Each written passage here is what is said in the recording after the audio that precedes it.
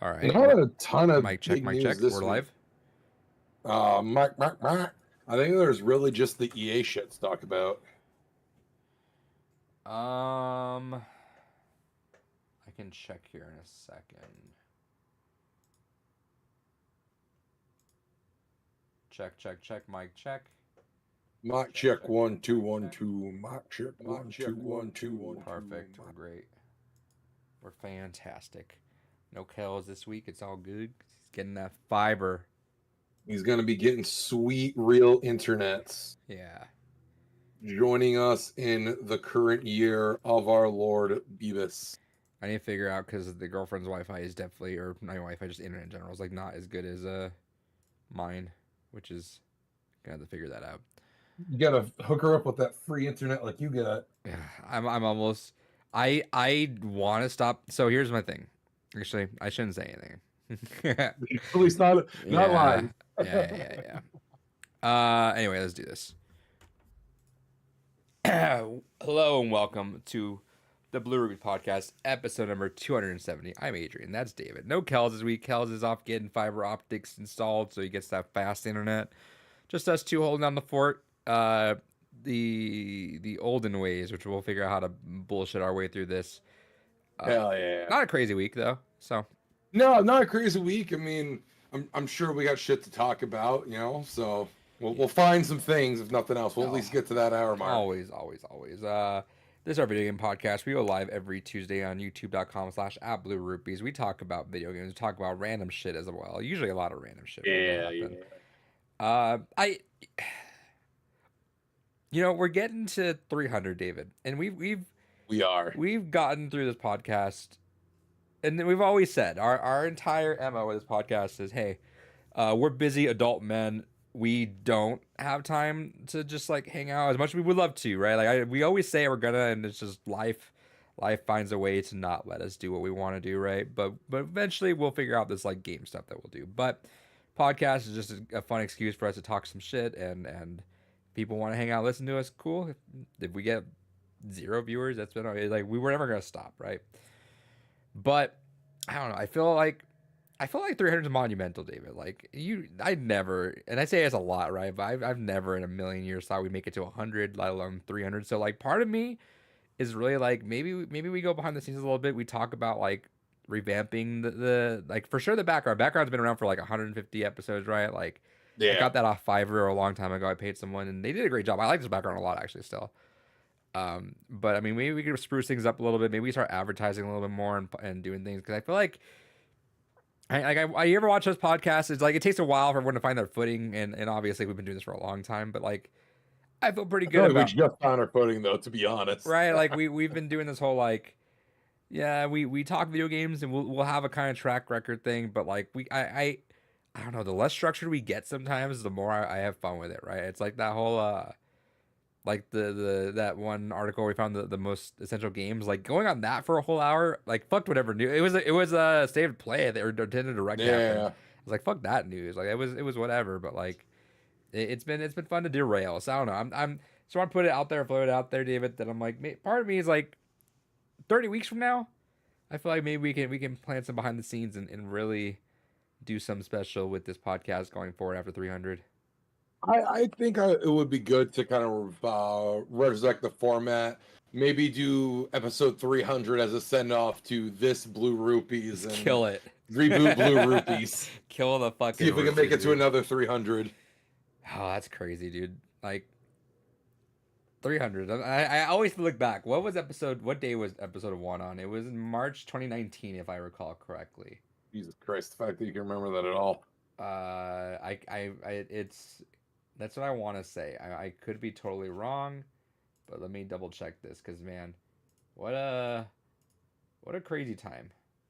Also, shout outs to Crazy Pepperoni in the chat. He loves the background. It's iconic. It is. I like it a lot. So like, part of me doesn't want to get rid of it, but also like it just I don't know. Part of me's like, maybe it's time for something fresh. Let's see. We could always bring it back for like an April Fool's edition or some shit. March 30th, 2019, David. Damn. So like, little did we realize what would fucking transpire. So like if somehow on God's green earth we make it to episode like 600, that's 2029.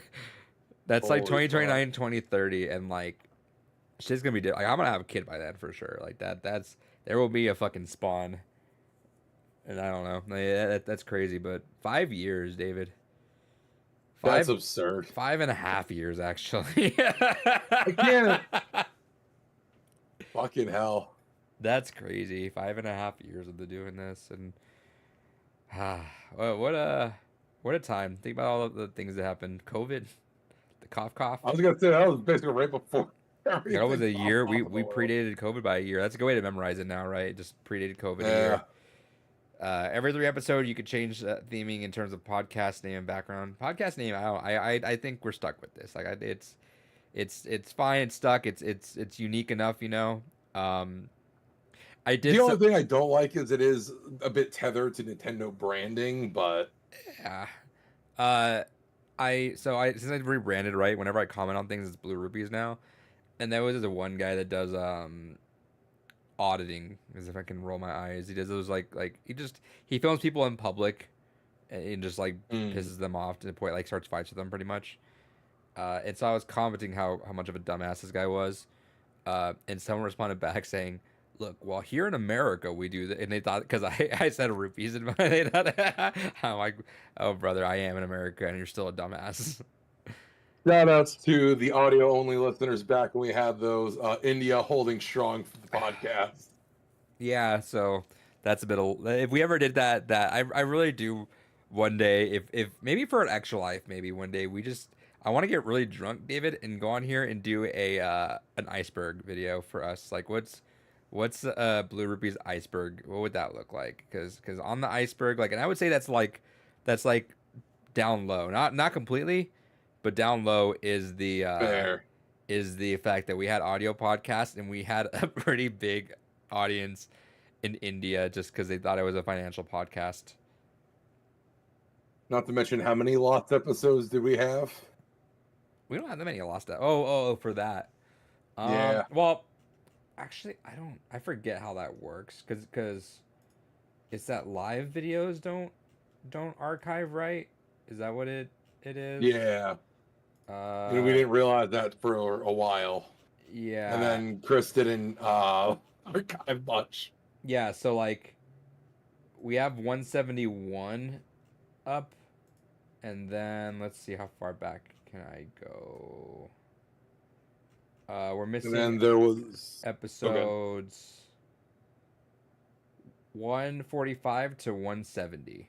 So we're missing like a solid lost media. Like there is genuine. Well, there might not be. Like I might have saved the video recordings. I don't think I did though, because I think I just stopped doing that because I never thought that YouTube of all places that archive, like literally that leaves videos on there for 30 years, would get rid of a live. It also was unfortunate because we had a few games gone bys in there that are also lost now. I edited all games gone bys if I recall correctly. Okay, so we do theoretically have all those. In theory, I should. There is a chance that maybe I didn't, but in theory, I should have every games gone by video. So that is saved, but also don't quote me because there is a world I guess where that is gone. But yeah, like I think sometimes if you ask me what happened in between episodes 145 and 170, I couldn't tell you a single thing. I don't know. You put a gun to my head and give me 10 hours and I couldn't tell you a single thing that happened in those 30 episodes, but I mean, remember when we used to, and by we I mean you used to make the effort of like actually notating what the subjects were going to be, and we had those wonderful little things. What effort? Well, here's the thing is if I'm going to be doing that, it's like that's a producer role, right? So it's like I would like to like I don't like the multitask in point of like in terms of like giving up the quality of it, because that's kind of what it turned into. It's like whenever I was doing trivia, whenever I was bookmarking stuff, yeah, that's the hustle and grind of podcasts. I get that, but like also it just like it takes me out of the podcast head, and I'm just like having to like juggle a lot of things. Where it's like otherwise I'm like, you know what, just fucking let it roll. I want to just be part of the podcast. I just want to talk my shit, do that, and maybe in this a crazy world where we somehow pull enough numbers, we can have a producer That'd be fucking incredible. I just have them do that, but I don't know. What you're saying is we need to get a fourth member of the podcast who's just a shadow producer. Well, I mean, it's just it's how a lot of podcasts go. I think I mentioned it. I've been on a true crime spree, as I usually am, but I listen to this podcast called Mile Higher. Husband and wife couple that talk about either like true crime, and occasionally like sometimes it gets a little bit too macabre, you know, so like they'll spice it up with just some like funny crime stuff or something like that, you know. But they do have like their friend that's like behind the scenes, and she's like on camera too. Like she could pop the camera on her and talk whenever she wants to, but like she's producing it, like she's like managing everything else while it's happening. And that'd be the dream, is like kind of just have someone just like behind the scenes just doing that. Because like even when it comes to like me swapping like cameras on there, there's a reason. Like if you go back and watch the ones where you do cameras, it's like I'll forget until I swap a camera out until like a while later. Because again, I'm just like trying to. I don't like to balance the whole like having a flowing conversation and keeping that moving, and on top of balancing how video looks. You know, it's a lot. It's not like streaming where you can. It is part of the shtick. It's like managing a few different things. It's interesting, but I don't know. I've also. I'm thinking, because October's gonna be crazy, right? We got our Boston trip, which is gonna be cool. I haven't seen you in couple of years. It's been 4 years, 5 years, 6 years. Yeah, I know. I've not seen you since we started this podcast. Oh fuck! All right, yeah. Unless that's right, because it was the last time we hung out was when they did the there. Xbox announcement for. I was out. It was 2018 compatibility. Yeah. Yeah, because I saw you in 2017 for Jordan's wedding.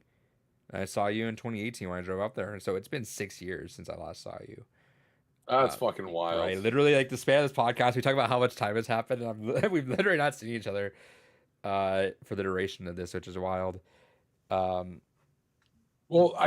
part of it is we were gonna try to do something with Chris at one point, and then just schedules didn't align, so I wasn't able to get time off for it. Right, and that would have been cool. Gordon and I recorded some videos when I was there. I don't think he ever uploaded them, but I thought they were actually pretty solid. Yeah, so not since the beginning of this podcast, because it was 2018. Like I said, we started in March 30th, 2019. So yeah, we've not met. So bless her heart. We've been figuring out our money situation.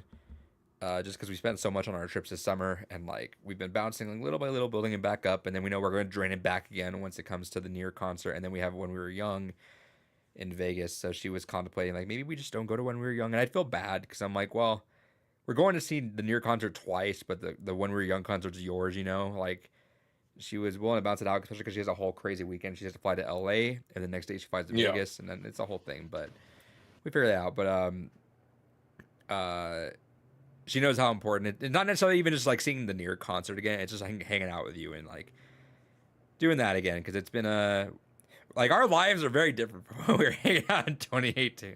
We have no shit, like, Jesus. Like we have very different things are going on, which is I think it'd be good for us to, you know, just like recalibrate and just like reassess that. It's different. Meeting internet friends is it's a really cool way to just like re-spark a lot of like. It's not that you need to, but like, you know, like I will. 2018 driving around me, everyone, that was like one of the coolest things ever. Yeah. Yeah, I wish we were able to do like if we did it as a person. Here's the thing: if we did it in person, and we had like that like budget money, we would like make not nothing fancy, but we would definitely like find a place to like make a nice little studio too. Like that'd be a fun way to do it. But 100%. Like if we were, you know, a reasonable distance from each other, this would be something where even like you know, we batch record, do a bunch of things, and fucking make something of this. Not that we're not now, but no, but I feel like that's the thing. So I don't necessarily like making content just solo. Like it's fine. I don't mind it. And I was gonna say is after October, which is done, I think I'm going to commit to the streaming schedule and just see how far I take it. Because I would love to do that. Just stream 3 times a week, keep it going, see what happens with it. But if I had someone that was committed to it, like I wouldn't mind like, hey, let's do this like once a week, bang out some podcasts, do some videos, call it, edit it through the week, and post it incrementally.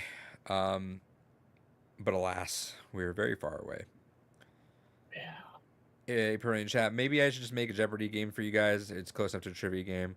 You know, trivia is fun. It's just a matter of like, again, it was having to do the work behind it, you know, and it's just a lot to juggle. Yeah. I've spoken a lot. David, how was your week? Honestly, it's been busy with all kinds of projects. My voice is mostly back to normal. Hell yeah. Almost there. Probably another week or two until I'm fully back to normal, but I'm not feeling like I'm gargling sandpaper and having to clear my throat every 10 seconds, which is wonderful. But aside from that, I've been working on a couple projects for the home server. So one of the things I've been wanting to do is give more easy ways for anyone that has access to my network to download all my shit. That is all my DRM free copies of games and my backups of my ROMs and everything. So I've been slowly building out that project. I have the PC game side of things complete. I'm just waiting for the program that I'm currently using to kind of have its 2.0 release, and then I can kind of open the floodgates on that. But as it stands right now, it's not really in prime time ready yet. But the other one is for all of the ROMs for everything that I have. And that one is a massive fucking undertaking because every single goddamn ROM manager has its own specific way it wants data organized, and I hate it. It's all gross and dumb and stupid, and everyone is wrong on how they do it. So I am slowly going through and reorganizing my entire 4 terabytes of ROMs to how everyone wants it to be organized. So that way I can fucking get everything working as intended. As God intended. That's right. Other than that, I messaged to you and Kells. I got a fun tool, which I'll be showing off here in a little bit, that I've been using here. And that's been one of my other projects, is making backups of all my Switch games. And I am almost done. I have 8 Switch games left to go through. And then all of my Switch games will be digitally backed up. Hell yeah. Feels good. Feels good indeed. Anything else you've been up to?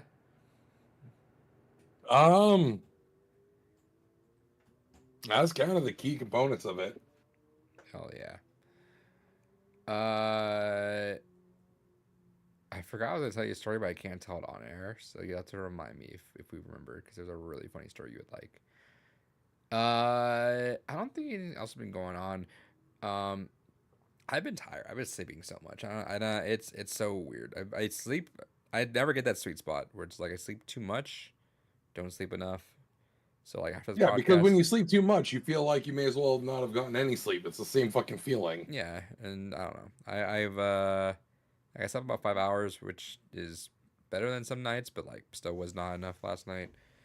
And it was bad because Monday it was a rough day. I woke up way too late for work. And it's like the second or third time this has ever happened. But I know it's bad when like everyone, staff, coworkers, and kids all come to me and ask if I'm okay, because I'm like just look like a fucking zombie. I'm just like zoinked out, tired. I'm like, yeah, I'm fine. I'm just fucking tired. Like I don't know. It's that point of the year. So this year's been, in September has been flying the fuck by too. I feel like it was literally just the end of August yesterday. But we make do. David, do indeed. What did you get this week? Hell yeah. So let's go over some of the weird shit here. So as always, as par for the usual for me as of late, some Japanese imports. Got a weird brain training knockoff kind of game. Got one of the Naruto RPGs on DS. Hell yeah. The Snack World Treasures. That one is one I've heard is getting a fan translation for, so I'm kind of excited for that. I've heard good things about that series. And then I got this fun little novelty. Shout outs to Scott the Waz, little known YouTuber. You may not have heard of him, but he did a video talking about DS accessories a while back. And I saw this for dirt cheap and I grabbed it. It is the face training complete in box for the DS. Interesting. Which it uses the Game Boy Advance port on the original DS to create a webcam. So that way you could then go ahead and visually train your face in the way that they want you to for proper facial expressions. This usually actually, it's this usually goes for like a decent chunk, like usually like $30 to $40, just because it's such a weird novelty. But I managed to snag it for 15. Oh yeah. Aside from that, to add to my ever-growing PC collection, Tony Hawk's Pro Skater 2. I gotta really fucking clean this case up. It's fucking filthy. But happy to have the Hawk. Then for PlayStation 2, I love this weird era of like trying to modernize arcade classics. I have Defender on PlayStation 2, where they try to turn it into almost like a Starhawk kind of game. I mean, it wasn't just that era. I feel like it was 360, PS3 as well, because you got like the Bionic Commando reboot. You got like the championship editions of Frogger and Galaga and Pac-Man. You know, I feel like those two generations they really wanted to like reinvent a lot of those titles. Yeah, and to make success, we'll say. Yeah, I'd say so too. But yeah, so that's a fun little novelty. And then speaking of fun little novelties, actually I'll save those for last because those are more interesting. A Battletoads Double Dragons on Super Nintendo Switch Online. Hell yeah. So here's an interesting thing. I finally got my MiG Switch and my MiG Dumper. Yeah, I saw you post about this. Yes. Here's the funnier thing on top of that. So I have really stupidly good luck and really stupidly bad luck. I don't know why. I either just get really lucky or stupidly unlucky. This is an instance where I got stupidly lucky. So I placed my order for these like 6 months ago, and they finally showed up just randomly one day. And I'm like, cool, I got those. A couple days pass. My partner's like, hey, you got something in the mail. I'm like, what do you mean I got something in the mail? I'm not expecting anything today. I got a second batch of them. So I have 2 dumpers and 2 max carts. And what do those do again? Explain these to me. Okay, so the mag dumper is self-explanatory by the name. This is what you can use to dump your Switch games. This is a bit different though than dumping your Switch games from a modded Switch. So you can, if you have a modded Switch, you can dump your games, but the MiG dumper specifically will also grab the security certificates with the games. So that way they act as if they're the original cartridges if you were to use them. Okay. Which is where the MiG Switch comes in, which if you just put an SD card in here, you'll load it up with your Switch games, and then you can play all of your Switch games off of this, but by having the certificates that are dumped by this, it then treats it as if they're the real games, so you don't, in theory, get banned by Nintendo for having stolen emulation of anything on there. Okay, so protect your ass online, pretty much. Yes, and you can use everything online.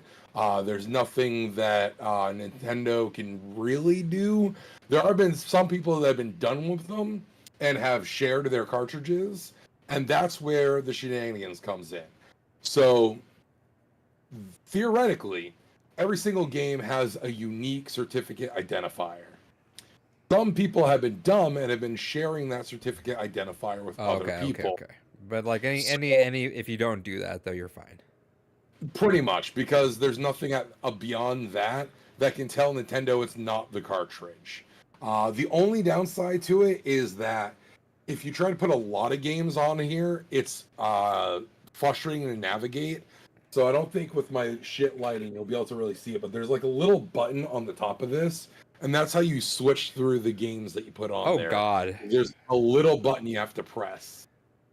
So if you have more than a few games on there, it takes a long time. Yeah, I was gonna say, like, I thought it was like some menu almost kind of booted up. In which case, no, because they're emulating being that the makes actual sense. games. But I was gonna say, like, if that was the case, that'd be kind of dope because you could just like, just get like a terabyte micro SD and just, all right, cool, my library's with me, because that's what I've always wanted. That's why I bought a lot digitally. Yeah. But that sounds like hell. Definitely, if you're going for trying to have your entire Switch library, which honestly, if you're getting is it all like Switch, just mod it. If it's alphabetized too, it's like, all right, fucking go to Xenoblade. All right, 1, 2, 3, 4. There is kind of a way around it because it's not alphabetized. The way it organizes is by date that the games are added. Okay. But anyway, so you have 2 though. Yes, I do have 2 of those now. You gonna sell the other one, or what? What's your game plan? I'm holding on to them for right now because they're insanely hard to come by. So on the offhand chance one dies, I have a backup. But if I on eBay, if you sold one right now, it fluctuates. There is someone on AliExpress that has been doing like small batches of clone ones. The clone ones will sell for like $30-$50, but the authentic ones will usually go for like $150-$200 for just the Switch. Okay, and then the dumper goes for like $80-$100.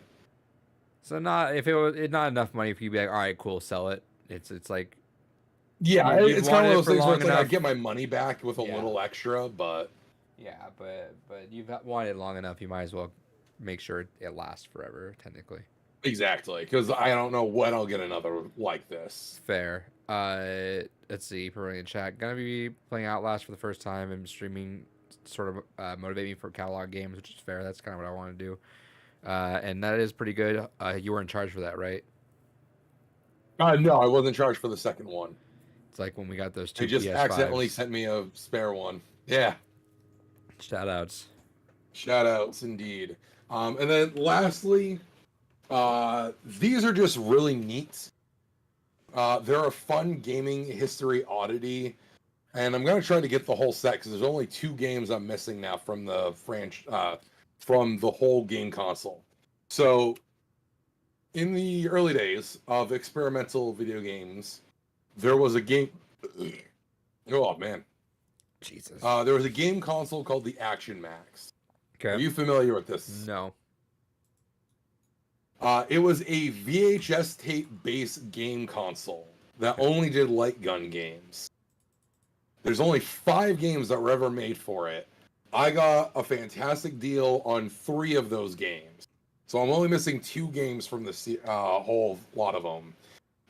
So I got Hydro Sub 2021, the far distant future of 2021. The Rescue of Pops Ghostly. And Sonic Fury, which, to my understanding, was like the pack-in game for the console. Interesting. But yeah, they're just VHS tapes that you do high score, light gun rail shooting kind of style missions to. Really fascinating, really kind of neat. I need to do a digitization backup of these just so I have it, just in case. But it's really kind of cool, and the fact that I'm only missing 2 games is wild. I know like 5 eBay sellers selling one of the games I'm missing, so I'm not in a hyper rush to get that one, but definitely next check I'll grab it, because I've been bitten in the ass too many times by saying that in my life. Right. But there is one game, the name of it is escaping me right now, but it was a movie tie-in game. So trying to look up the name of it and then VHS basically only brings up the movie. So that one's going to be harder to try and find. But theoretically, this is one of the this is something I should be able to, with just a little bit of patience, have my first complete, well, technically my second complete game collection for. Nice. Because technically I have a full collection for Evercade, but Evercade keeps releasing new games, so I will always be hunting and pursuing a complete collection for that, because fuck it, I got in when it started and it's like $40 every few months to keep adding to it, so may as well. Might as well. It's like how Limited Run could have been if they didn't just shit out every game. Yeah. All right. Anything else? No, that is everything I have acquired as of late. All right, let's do this. So I've actually not been showing off stuff for in a hot minute. So let's do things. I got a handful of things. First off, I saw this for $12. So I copped this. Because I've not seen, even on SteamDB, this is lower than the SteamDB historical. Like, it is not. This on the Steam version of this is more expensive, and it has been always. And I've always been looking for this. So I got the Invincible. Interesting. Yeah. Okay. If you have a Steam Deck, this is one of the startup menus you can have. So I've been keeping an eye for it because I want to try it out. But yeah, like the Steam version's been like the cheapest has been like $19. The PS5 version 15 and the Xbox version was like 12 or 13. So like, yeah, I'll just grab that right there. Yeah, that's why I've started grabbing some Xbox games, just because like they've tanked in value. So it's like, fuck it, I'll snag them cheap now. Right. All right. I got a quadruple threat of GameCube actually. Ooh. Yeah. Been a while since we had some GameCube on here. It has been a while. I saw, so they got a big trading of GameCube stuff, and shit's like my bat signal where I just happened to refresh Instagram. I was like, oh shit, 30 minutes ago. Granted, I think I mentioned this last time, but they had a copy of Cubivore last time I saw that, and it was gone like fucking mad. But I wasn't able to afford it anyway. I was like, I'd call out of curiosity, like, how much did you guys sell it for? And is it there? And they're like, no, it's sold. So that shit's gonna evade me forever. But yeah, I went there and I went to grab this one. I'll show you last. I went to grab this one last, and then I looked around. They had a handful of games I wanted. They had which ones did they have? So Pokemon Channel was one they had, but there was no manual and it was a third-party case. They had a Ed and Eddie Misadventures. But that was also no manual. And then they had Harvest Moon, Another Wonderful Life. I didn't know I didn't have that, but also missing manual. And I'm trying my best to go for all manual. And then yeah, if I ever because get you that, already basically have your collection completed box at this point, right? Most. I'm missing like maybe 3 or 4 manuals out of the 100-some games I have, and one of them is Gotcha Force, which is going to cost me like $200 or $300. Oh. Yeah, that's if you even find it. GameCube manuals are the hardest to come by. So they do pop up, but we're talking like about $200, and it just is really hard to justify spending $200 on paper, you know? Yeah. So like maybe one day if I either get lucky, or maybe one day when if I end up completing everything right, if I get like everything knocking out, then yeah, I guess I'll go for that. But I just don't want to. I really don't want to. Like at that point, you're almost better off trying to secure another copy of it and then selling the other one, and selling the other one. That's kind of what I would do, but also how often am I gonna find Gotcha Force around? You know. Anyway, all right. We'll start with the game one. Talked about this last week actually. This series. Never played this one. Never played the first one in this series. Love 3, love 4. Never played 2 actually, which is funny enough. I actually have 2. I was looking through for stuff to trade in, because I traded some stuff, and I traded what did I trade in? Some dumb racing game on PS5 that I never even got to, because it was one that I bought for like $5. What are you doing? Hold on. Juice, get out of here. Oh, hold on. You being a certified good boy. He's not. He's buying shit. All right. Yeah, so traded some dumb racing game. I had an extra copy of Tony Hawk Pro Skater 1 and 2, I guess. I don't know why. Had another extra copy. Had an extra copy of Fist of the North Star Fitness Boxing for some reason. I guess I bought 2. And then I traded my old wireless or my old Xbox Elite controller before I upgraded to Series 2 Elite controller. I forgot I had that. I was like, cool, quick money, fantastic. So this one, never played the first one. I got Burnout 1. Ooh. Yeah, so never played Burnout 1, so I'm actually kind of interested to see how that plays on GameCube. Next up, I got Teenage Mutant Ninja Turtles. About a solid $25 game right there. I've never heard of this one, and I am very flabbergasted at what it is. So maybe you've heard of it though. But I saw it. I saw the site of it, and I was like, all right, I guess that's some like RPG. Saw it was I saw it was you'll see in the front cover. It's this kind of game, but I look at the back cover and it's action adventure. Dark Summit. Have you ever heard of this, David? No, it looks like a skateboarding game. Yeah, so it sounds like an RPG. It's a skiing game, or a snowboard game. It's an action adventure snowboard game. Fuck. An action adventure snowboard game with like missions. Locate bomb parts, launch avalanche cannons, detach your board. I don't know. That sounded fucking weird, but I was like, I'm in. That sounds cool. All right, this is the game I saw though. Not a big title, no, not a big title, but it's good to have. Unfortunately, I have a third party case with this. I can swap it out for any other case, but the case itself is third party just because the one that it came with had like one of those giant like trade it in and play it from like one of those past like Oh yeah, that's like a bitch and a half to take off without it looking all dumb. Yeah. So they offered, can we do like we can just swap the case? I'm like, yeah, I'll just take third party case and I'll just swap the third party case with the cheaper like a lower end game. But David, you'll actually be happy I got this game. I got Phantasy Star Online 3. Good shit. Fucking Kino right there. So now, let's see. Let me see. Dude, this GameCube collection looks so fucking good. But there you go, David. Look at that. Look at this. Oh, fucking Phantasy Star Online 1 and 2. Phantasy Star Online 1 and 2 episode. Or, what's the difference with this one again? This one, That's like plus, got additional plus, patches yeah, and shit, and yeah. And 3. Got the trifecta on GameCube now, so. Whew,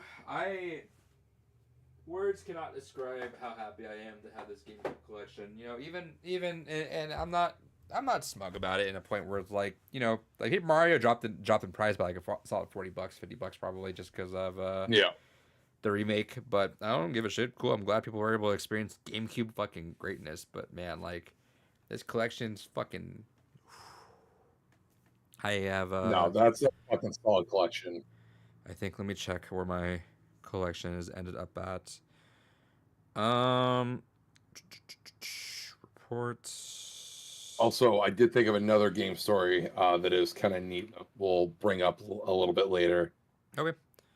Divided by. So I have 112 GameCube games now. Good shit. At an average value of $65 a game. God damn. So it's looking nice, and every time I look online, I mean, I haven't looked in a while actually. I'm kind of curious. I'm gonna look really quick. I like to see YouTube collectors. Let's see, GameCube collection. Oh wait, hold on. Oh, this guy. I can't tell if this guy owns all these, or not, because he looks like he's in a store. Maybe he owns the store. Like, I don't know. That's super outdated though. Like Rock Metal Jesus, or yeah, Metal Jesus Rock. Sorry, had a video 6 years ago with 70 plus games. I'm trying to see, but yeah, I'm kind of, I don't know. I'm kind of directionless with what I want to do with. I actually had a really good idea for a YouTube channel that I'm actually still pretty jazzed about, and I've had this idea for like maybe 3 or 4 months now. I'll have to share it for you if we remember off stream. But I don't know, with like just my regular channel, I'm like, I wonder what I do, because I want to stream on there. but also like I wonder if it's like collection of videos I should do or what I should pop in with because yeah my I would show it off right now, but I got a bunch of stuff come cleaning. But yeah, my collection is looking nice. I think I'm actually looking back. Phoenix Resale, I remember that GameCube gauntlet that he did, and so disappointing. We talked about that, I think, but I told you. So Phoenix Resale, I got to watch him for a little while. Kind of just got turned off. Oh, that was the fucker that like does like a ton of buying and reselling, right? Yeah. Yeah. Yeah, and I don't really care for that. But I didn't appreciate they had a GameCube gauntlet, which is like he made a list of just GameCube games that he's always wanted and went through and searched for them. And like it's cool when you think of it that way because like all right, he gets paid to like go around and look at the stores and do all this. That's fine, whatever. But cool. If you find the games, you find the games. That's a cool concept, right? But like then like fans would donate copies, which leads to why it's a little shittier. Like fans would either donate copies or like give them or like give them leads to like, all right, here, just buy this copy, but I won't like price you out of this copy, you know. Yeah. Was able to achieve it, looked nice, and then sold it all. Which I'm like, the whole point was that you created the GameCube thing, and I don't know, like it's like, bro, it's not even like a matter of like the collection at that point. You like the actual like, the hunting of it and making the profit off of it, which is like just be honest with that. But I think anytime sucks. You take, I don't think anyone should take fan donations for shit like that. That's my own personal thought. If you're just, especially if you're someone that is actively reselling, I think that's the scummiest fucking thing. Well, see, in that, okay, I don't want to talk shit, but I do. It just, I'll talk all the shit. I don't give a fuck. It just rubs me the wrong way when like fans like that they want to be on your channel, so they sell you it for less money. You know, it's like it just feels like you're taking advantage of that. Like if a fan wanted to like put myself in his shoes, and I don't want to be like holier than thou, you know, but like if they put me in that shoes, like I wouldn't mind. It'd be cool that like a fan decided to like cut the search off and like help you out find that, but I'd pay him the full price at that point. I'm like, no, like you're selling it for this, like I appreciate you, so like not gonna like, you know what I mean? I don't know how to say this, but it's like it feels scummy when you're taking deals from fans. Yes, like they're supporting you, so like if you have every intention of reselling, you should be like, hey, it's cool, you want to send me some shit, I will kick you back some money. And even yeah, so reselling it 100%, but like especially for like the GameCube stuff, I'm like, cool. If you cut out my like mission or like my mission to like find this game, and you're a fan of the channel, I don't know. But then I guess maybe that could also be conflated with like people that want to like BS them, you know. I guess you know it's like, oh, I watch your channel, buy this game off me. Maybe I guess you could find some middle ground there, but I don't know. I just feel like that's a bit weird.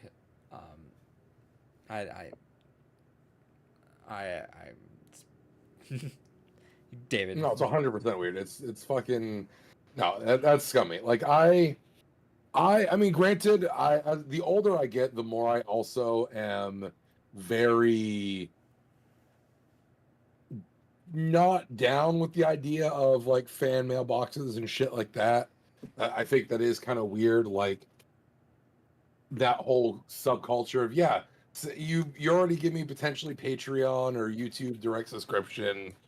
Go ahead and also send me free shit while you're at it. It depends on the level, I think, right? And go ahead. Sorry, don't mean to cut you off. Go.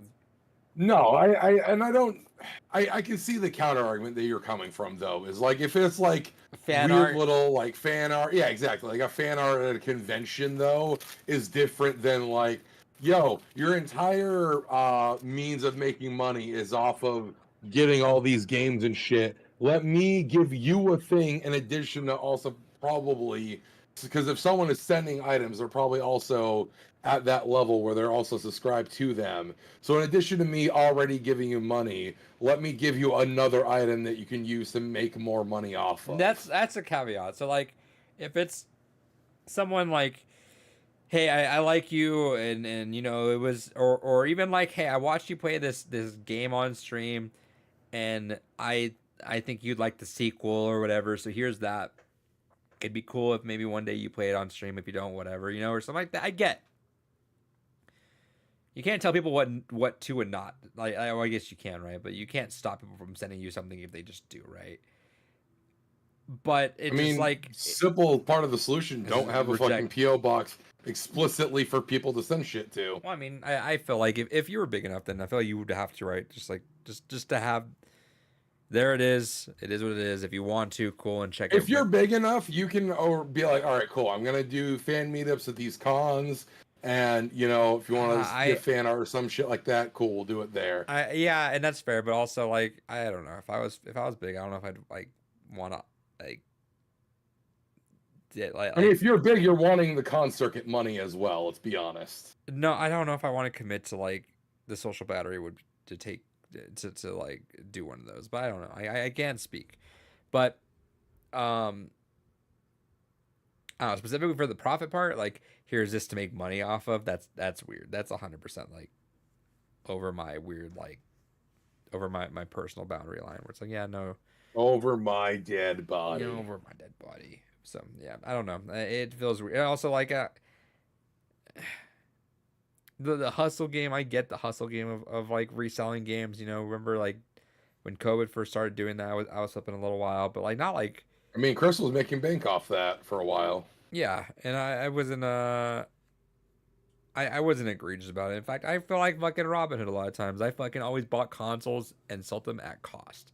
You know, like I'm gonna take that W for sure. That saved me a couple sins for sure. But it's just a matter of like, I don't know, the hustle and like putting on a camera to be like, would you take you're selling 50, can you take 30, and kind of pressuring them into it, and then like same video selling it for 80, you know, you're like, I fucking swung a person at a garage sale so I could go ahead and make $300 off what I bought off them. Yeah, and you know what? I'll be real with that. Like, hey, if you find that garage sale fine, like if you find that keyboard for $4, fucking take it, of course. But flaunting it on video is like, that's something I wouldn't do. Like, I don't know, if I'm not doing that, I'm just like, I'll tell about it. I'll talk about it. Like, hey, found keyboard $4, cool. But like recording it and like showing you playing that of like, oh, what's this GameCube game? Oh, you take $1 for it? All right, cool. Hey guys, I got the $600 video game for like, I don't know. It's like, no guys, like it's, I don't know. That's weird. That's just like, that crosses my morale line where I'm like, all right, dude. I mean, I kind of do that, so but you're not. You're not flaunting the actual action of it, though, you know, where it's like you're not recording. It's not an in-person thing, too. Like, it's different if you're doing it online, but like in person, literally hustling someone for this, you know, it's like you just put a bid up and you got the thing, cool. If you're at like a convention or like a mom and pop shop or yard sale, like haggling for this, you know, and then you like same video flip it for $100 more.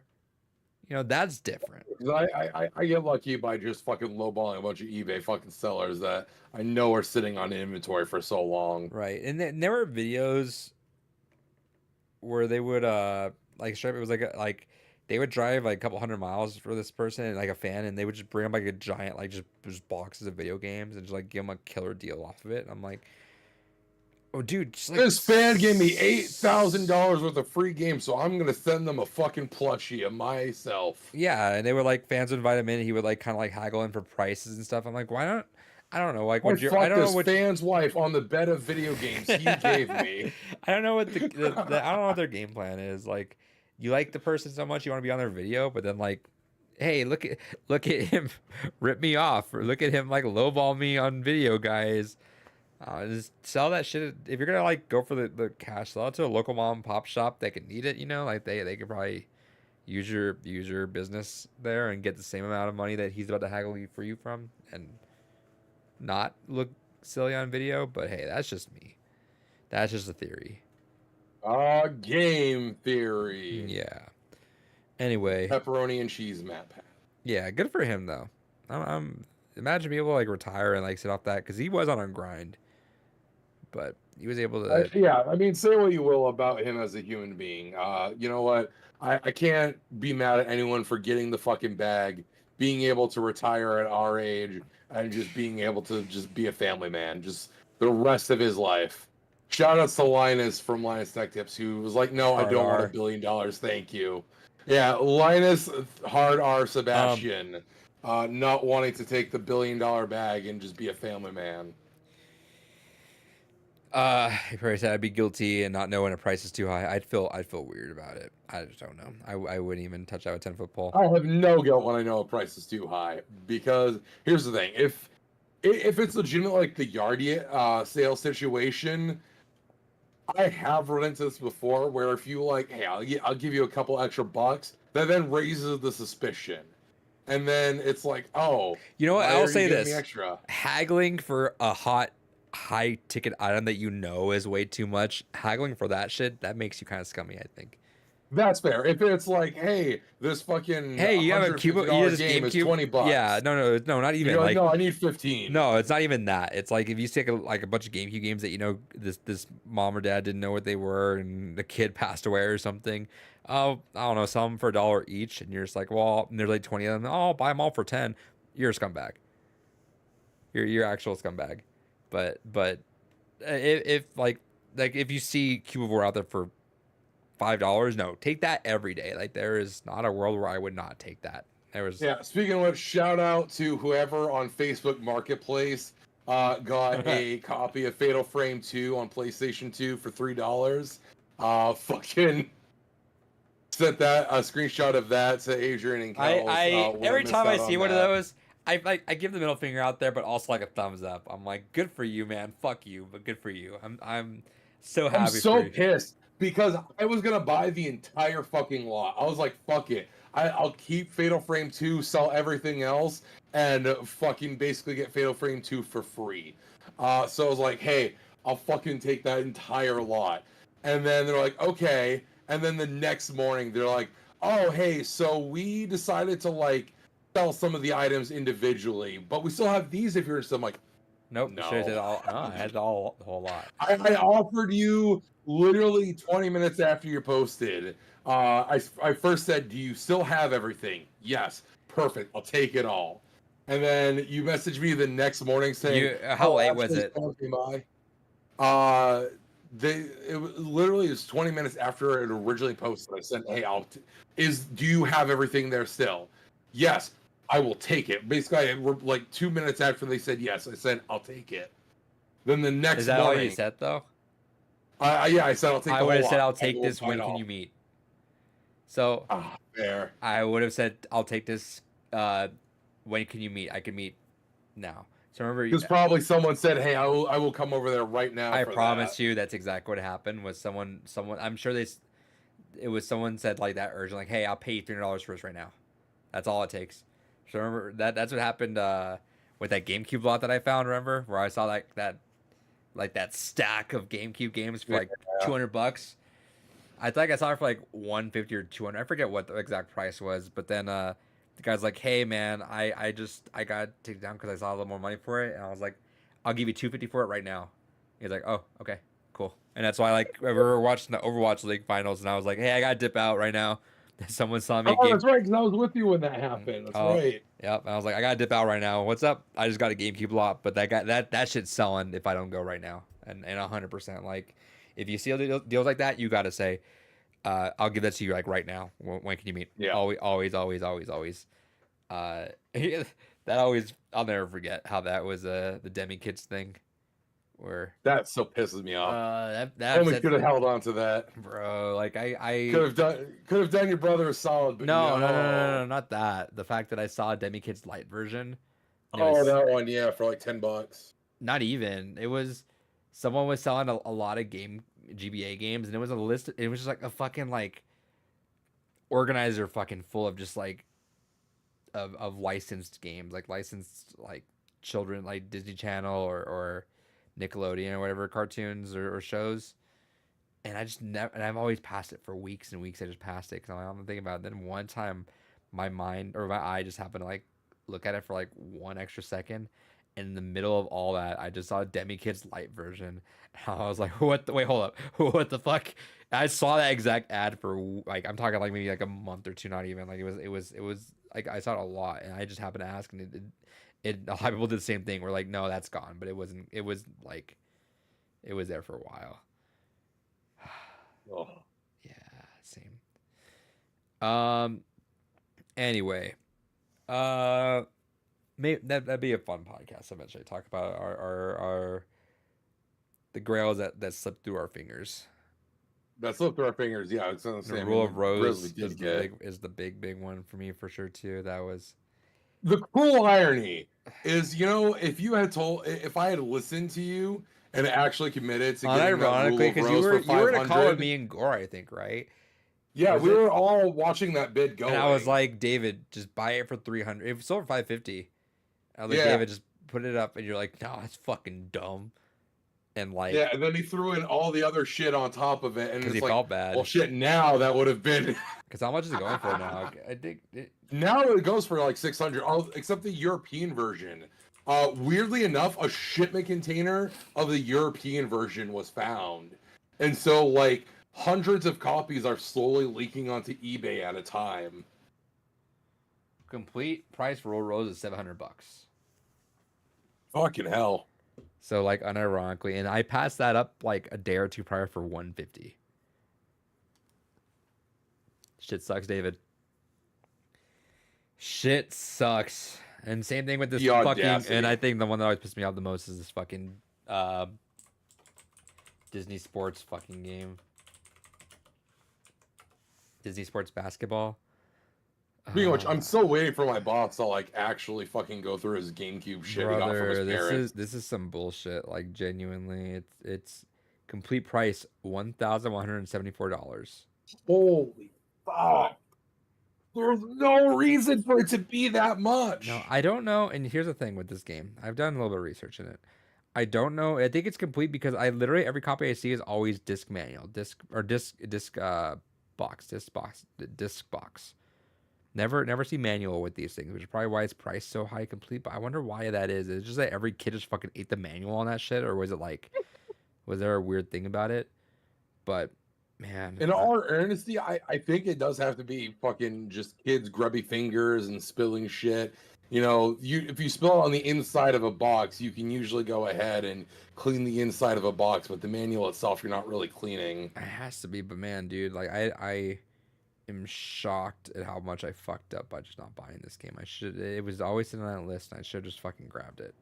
And this is the one game I'm for sure probably not getting the manual for, but holy fuck.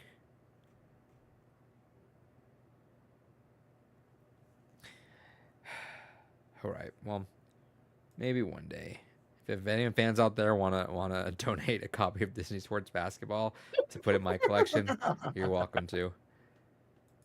We will gladly become hypocrites to collect this game. I'm not gonna sell it. Like that's the thing, is I wouldn't fucking sell it. And I still think it's. I genuinely think it is still. If we're talking about like the outright value of something, I do think that there should also be a caveat for the inherent value of something after a certain point is absurd to receive as a gift from a fan.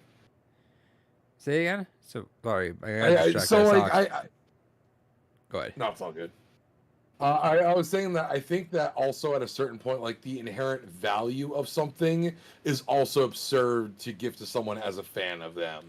Like if we're talking like more than $200, even if you're not reselling it as a gift to someone, that's excessive. So you mean people shouldn't be donating DSP brand new PCs? Why? No one should be doing that. Well, they do that. Why? I don't know. Yeah, no, that's I would just feel weird about it. Like it's just weird, but like at the same. Like honestly, I would feel like I need to give straight up if someone gave me like one of my genuine Grail items, I'd be like, well, I need to tell my partner that I owe you a blowy. So like, I've perpetually. Like, dude, you don't understand. Like at this point, yeah, no. I don't know why we're dwelling on this hypothetical. It's never gonna happen, right? But it's never gonna happen. But we're preemptively letting the fans know where our morals lie. Right. Like I don't know. Like I still think the whole idea of how I got Gotcha Force and Ikaruga were interesting. But that was also a transactional, like I traded something for that. I mean, fuck, I got a free Sega Saturn. Yeah, I was about to say you definitely owe them blowy. I tried to give the dude money. I think you're gonna say try to give the dude a blowy. Well. I tried to give him a blowy. He didn't want it. But no, like I tried to give the dude money. He didn't want it. But I basically have like almost $3,000 worth of Saturn shit for free because of him. I hope that ex-coworker of mine's doing well. Wild individual. Definitely let me know about when your boss ends up finding everything. Will do. Watch, they're not gonna have Keyboard, but they're gonna have Disney Sports Basketball. In which case, for love of all that's holy in this world, let's figure something out. You will give him a blowy. I'll give them Clock Tower 1 through 3. No, those are mine. Okay, well then get it from him, and I'll give you Clock Tower 1 through 3. All right. Anyway, David, what'd you play this week? Hell yeah, played a lot of shit. I've been playing more Pokemon Coliseum. I am at the end of the storyline for that. I just have one more boss fight to do, and holy shit, they like ramp the fucking difficulty of the boss up to 11. I have never been KO'd in Pokemon this much since I was a child, and it's a fucking wonderful feeling. I've had to like actually stop with my team and completely rework it just to deal with this boss fight. It's kind of fucking cool having a Pokemon game be challenging again. It's wonderful. Yeah, that's an official Pokemon game that's challenging. An official Pokemon game. Because there's plenty of ROM hacks out there that are amazing. But no, it's wild, and I might go right into Pokemon XD Gale of Darkness right after. Because yeah. But no, it's been fun. It's been good. I've really enjoyed Coliseum. Aside from that, also been playing some more Nier Automata with the partner. We are almost done Route A. We're getting to a point that I have no doubt my partner is very much going to struggle through, because the entire time she has been super empathetic to the machines and the machine cause. And Adrian, can you guess what area I just got to? Let's see, you're almost done with Route A. Are you are you at the factory? Not quite there yet, but I just met Emil, and I'm right outside the Forest Kingdom. Yeah. So we're about to go ahead and explore all the. Get introduced to A2. I'll phrase it that way. Yeah. We're about to get introduced to A2, and my partner, who's been very empathetic to the robots, I feel like is going to have a very hard time with her introduction. And then imagine when you get Route B and then see contextually why everything is even worse. Hey, you thought that sucked? Hey, let's make it fucking worse. God bless Yoko Taro. Did you see that he trolled everyone recently?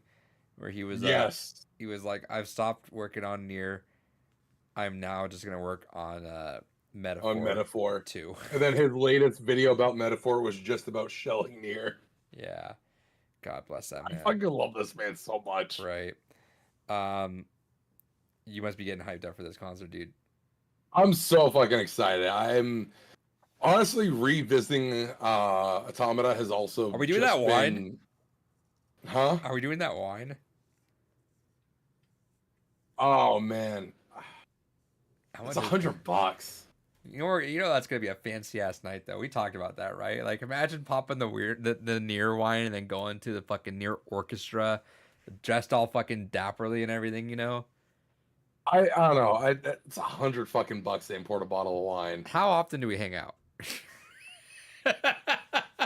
Fair. I'm thinking about it. How long would it take to import though? Actually, would you even hit it in time?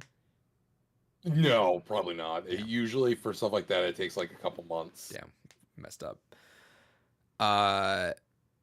Me and the partner are contemplating.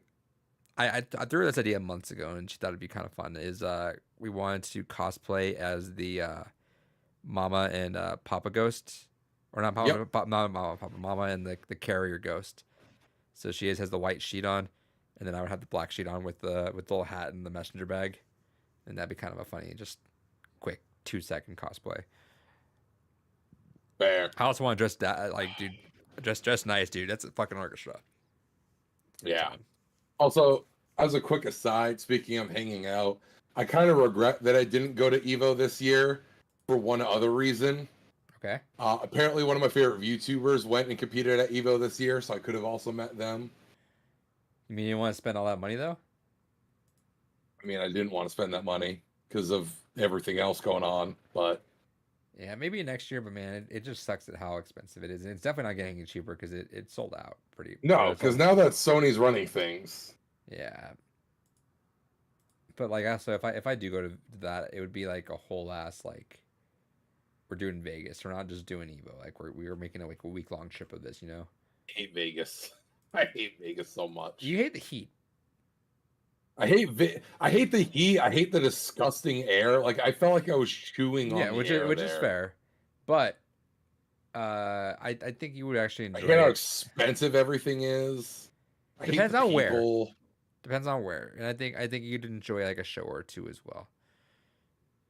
But it depends on where you go. Like to be fair, like a lot of the casinos also have to compete with one another, you know, because they want to keep you there. Fair. So like it doesn't have to be that expensive, but like depending on how mobile you want to be. In that note, the food is fantastic out there, I will say, especially when it comes to all the competition. Those hotel buffets are actually fucking lit. Yeah, it's a good time, dude. Shout outs to them being so good. I skipped one of my pool matches because they're like, no, fuck them, go to the buffet. Bro, you just reminded me, I'm going to have to find a backup Halloween costume. I'm going as Gus Fring for a party, but I want something else to wear. That's fair. You should fuck up your face and like halfway through the party just like come out just zombified. It'd be a good bit. Hell yeah. With that said, David, you play anything else? Question. No, I don't think I played anything else this week. Okay. I do not think I played anything. No, To the Moon. All right, while you think about that, I must, as always, pee. Motherfucker. So, think on that and entertain the chat while I go leak. And he just, holy shit. His step was so heavy, he fucking knocked over his Switch games. What a fucking mad lad. Anyway. Yeah, no, I've, To the Moon's still amazing. Definitely go play To the Moon if you've not played To the Moon. It's a fantastic, fantastic video game. I have so many different costumes. I need to figure out what I'm going to do this year. Hey, Backy, what's up? I've been doing all right. How you been? Days Batters on a roll. I need a comp from all that. I have to be yeah, dude. You would get about like a solid 2 or 3 clips every episode. It's fantastic. I need to stream more. I'm thinking that once, like I said earlier in the podcast, after I get done with October, because I don't want to commit to a time. That's the thing that's stopping me. And same thing with when I want to go to the gym. I need to go to the gym. I should go to the gym. But the reason why I don't go to the gym is because I want to commit to a time, and I get fucked up if I just miss up on time. I need to get things consistently. So like if I'm able to commit like 3 times a week, I'll fucking do it. If I can do the gym 3 times a week, I'll fucking do it. Man, it's just a fucking commitment, you know? Been alright going to Canada. Nice. What are you gonna do in Canada? Canada. I always want to go. One day I'll go. One day. Room looks a little different. It's probably because lights aren't on. I haven't they haven't set it up yet. I feel like what I should do is just install a fucking urinal at my desk. That way I can just fucking stay recording and pissing at the same time. Because I could unzip under here and no one would see. This is fair, David. No one wants to deal with that, but that's fair. There we go. Lights. Maybe the lights. I hope this is like the second episode my family actually decides to watch on, because that would be hilarious. Going to the Banff National Park to hike and see Northern Lights. How do you take the camera with you, David? They ask. Because it only has so long a cord.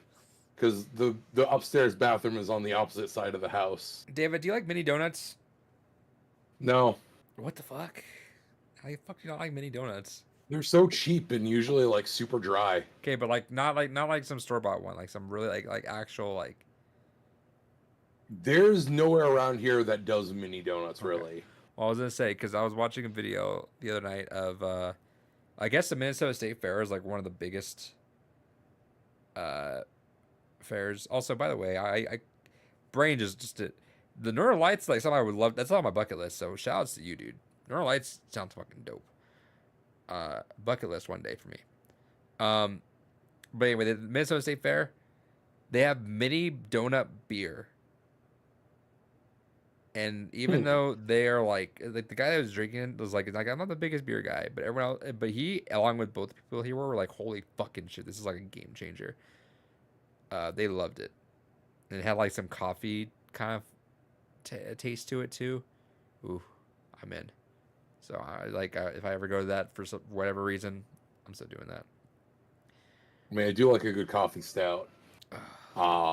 But no, the best donuts around here, it gets kind of debated, and unfortunately, the one time you came up, there was a lot that was making it, so I couldn't really fucking show you around. But no, the best place for me personally that I find for fucking donuts around here is the Italian Bakery over in Lewiston.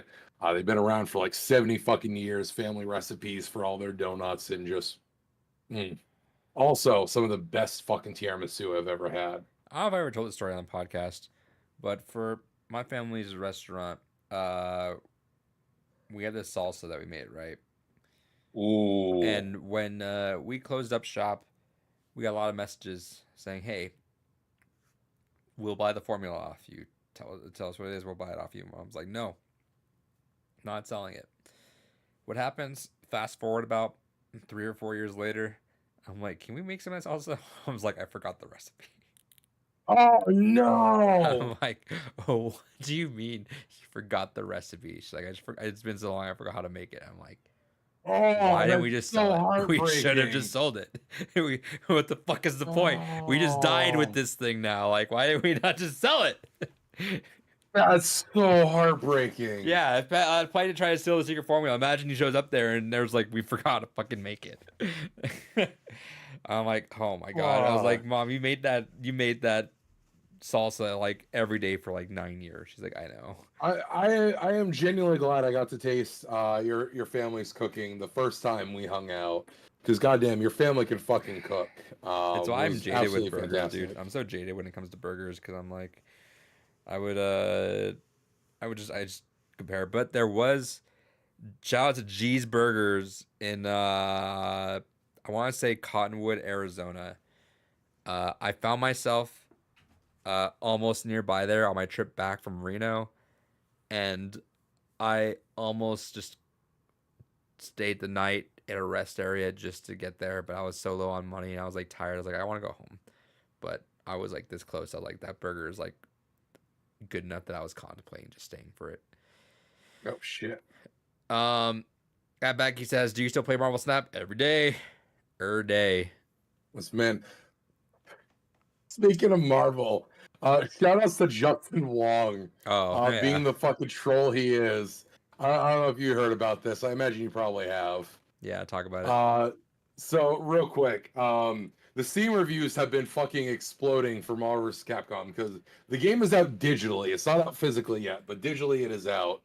And everyone is talking about what a wonderful refund experience the game is because of some clown named Wuzzler. Wuzzler turns out to be world fucking champion Justin Wong, one of the OGs of the fucking game. And it's fascinating for a couple reasons. Which I found out because I just finally watched Maximilian's video where he played some sets with Justin, which also shed some light on the Wesler drama. I don't know if you watched that one yet. No, it popped up on my feed when I got home today, but I didn't have time to watch it. So a fun thing to add to the drama is that Justin this whole time has been playing in ranked matches and didn't realize that Marvel vs. Capcom collection automatically connects your microphone.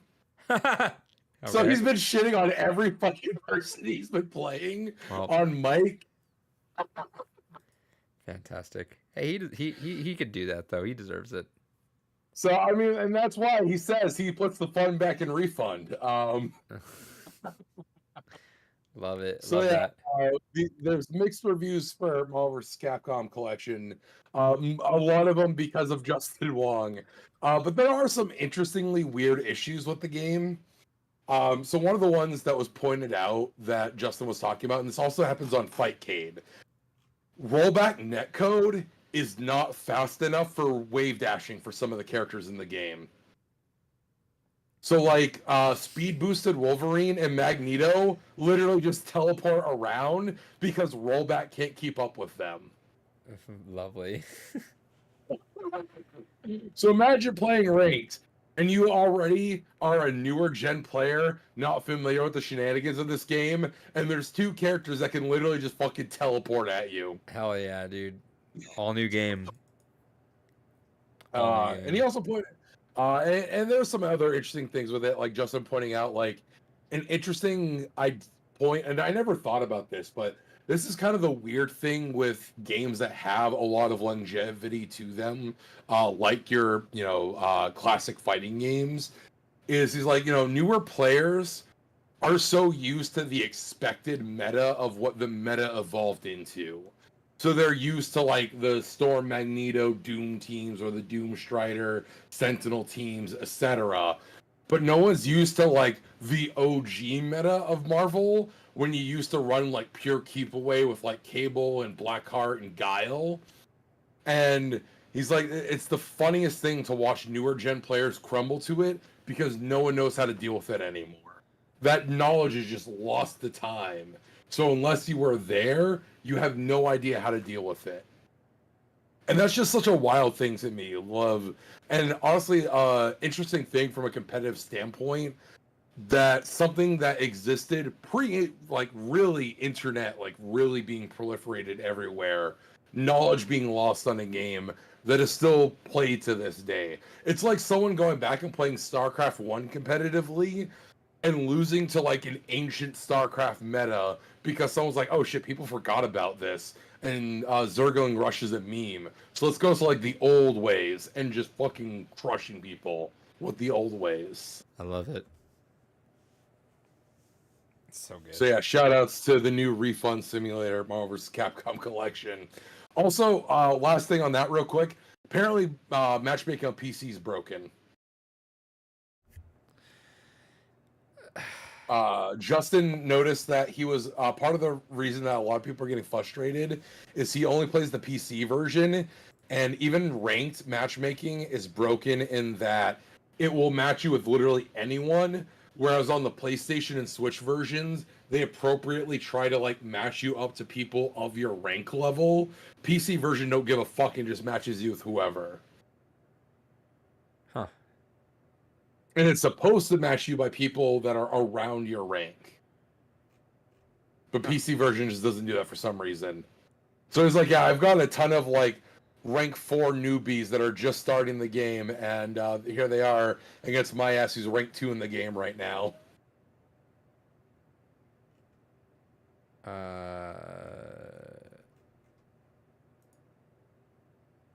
I wish it worked.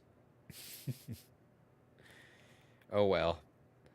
I mean, that's why I still predominantly buy my games on physical anyways. Like, there is the advantage of lower frame input delay on fighting games on PC, just because of the weird shit with console controllers nowadays. But, like, honestly, still at the end of the day, I still want my physical version, so. Fair. Alright, I'm done rambling on Marvel. Oh, you're good. Kel's in the chat. What up, Kels? Oh, yeah. Our boy, if you are able to hop on, you can still hop on right now. If you ever want Unless to you are yell at busy David, deep throating the fiber agent. which is fair. It reminds me of a clip I saw of him fight MKX and was like, "Welcome to the real world." That's the sad thing is when Justin can fucking wreck people in games he's not even comfortable with. That's just like that fun level of like, I mean, this all transfers, right? Right. I don't want. I'm not gonna go into this full story, but there's a snippet where we had a player at esports at a point where they were not used to how just good my players are, so they got beat up quite a bit, and they got really mad, and they just weren't quite able to comprehend that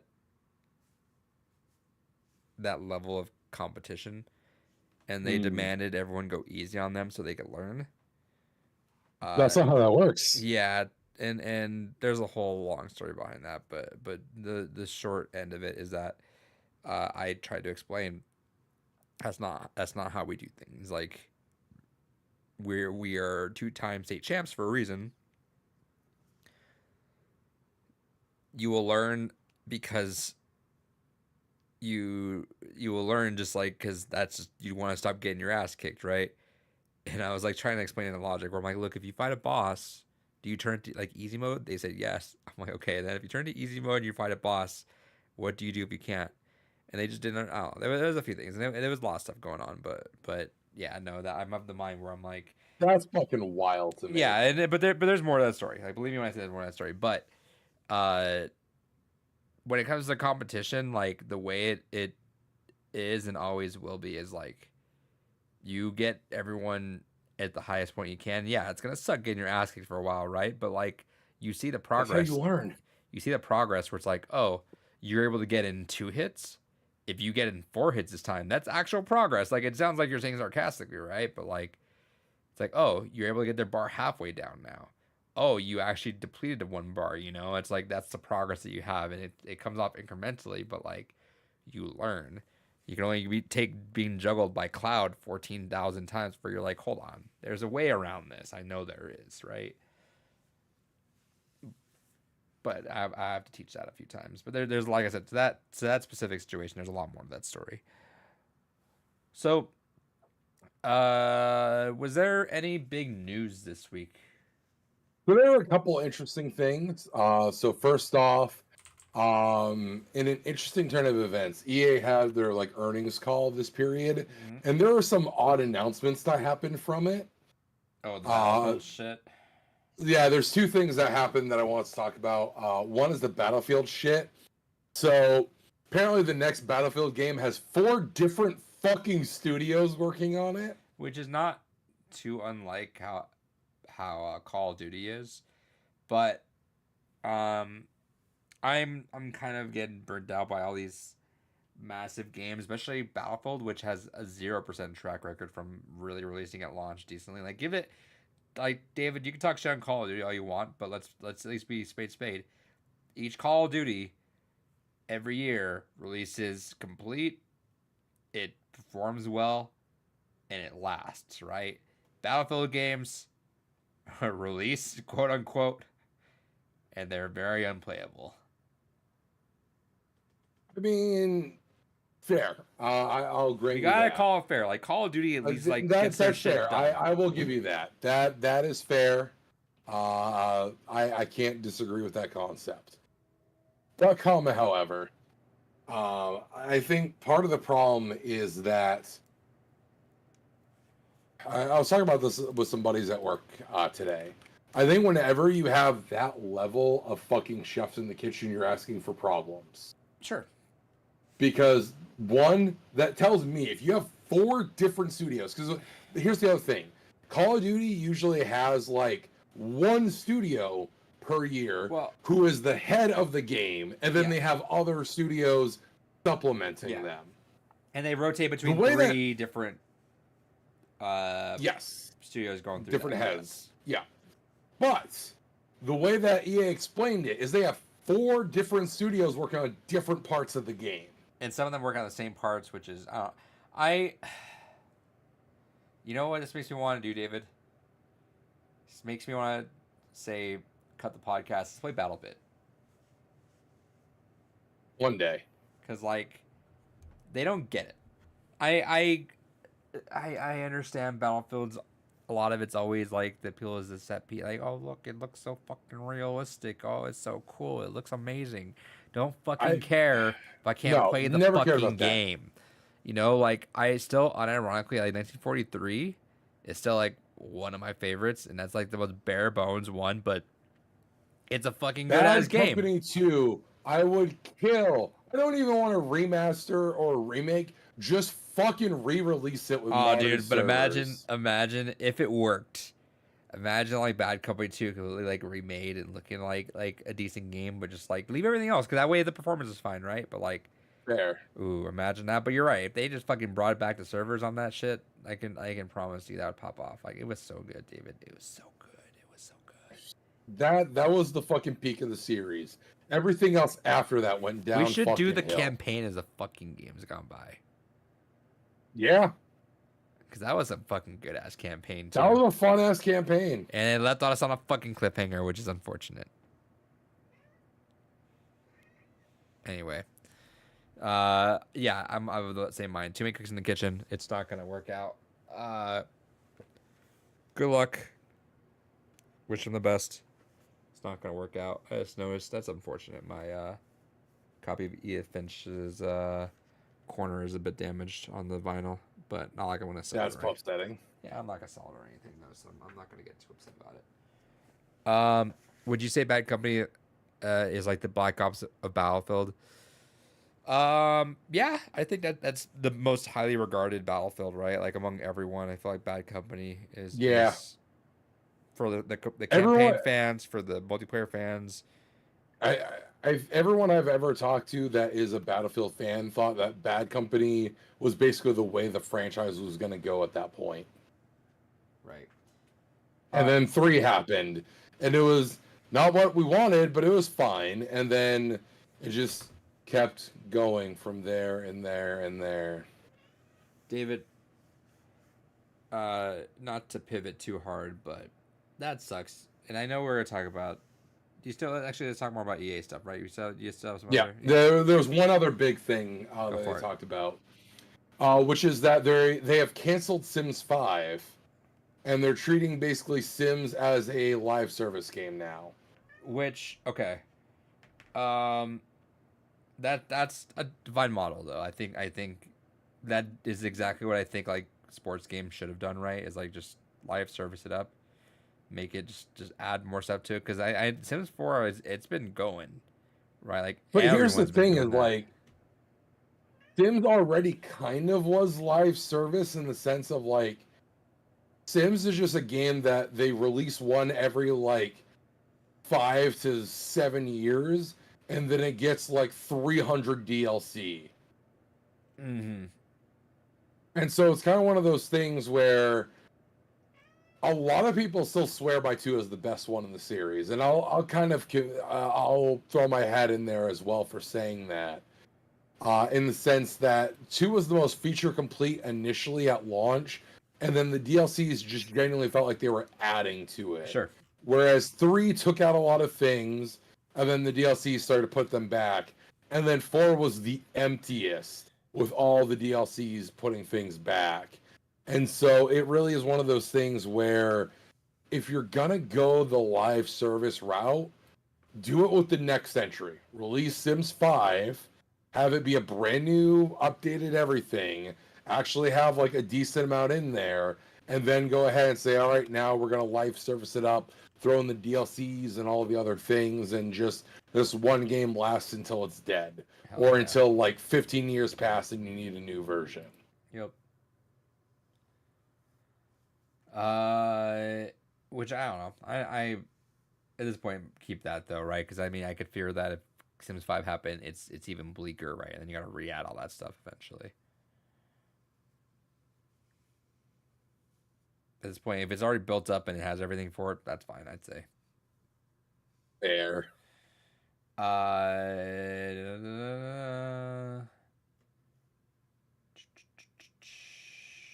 know there's gonna be another respawn. Star Wars is gonna be kind of complete the trilogy, which is cool. Gotta finish the story. Finish that story. Kells would laugh at that joke. What was that? I said Kells would laugh at that joke. Yeah, I'm not laughing at your jokes. Battlefield use Audacity modern of this setting. man. David, I want to talk about something that's pretty shit. All right. So do we want to like say one shit and me say my other story for the end, or is it the Annapurna one? No. We can talk about that then. All right. So do we want like a super shit sandwich? And yeah, might as well, dude. Let's just do it.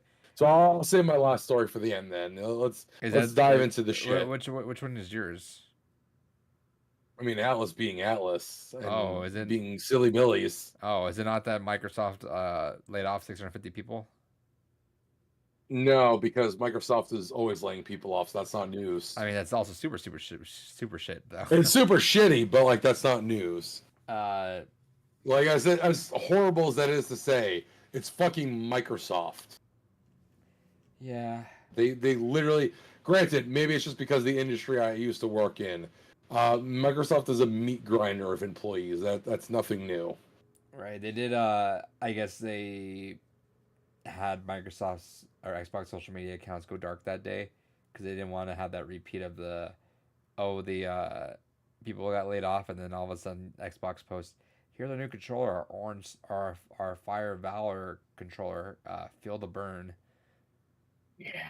Oops. Anyway, Annapurna disappeared almost. Yeah. Fucking wild. Out of nowhere, we just see that everyone at Annapurna Interactive resigned. It sounded like from what I saw that there was some kind of negotiations going on with the actual like rights holder of the company, the CEO proper. And whatever it was that was going on with that negotiation went so bad that literally everyone said, fuck you, we quit. To be a fly on the wall in that scenario to understand what fucking happened. Right. And how bad or how dire it was. Because Annapurna has been my favorite publisher.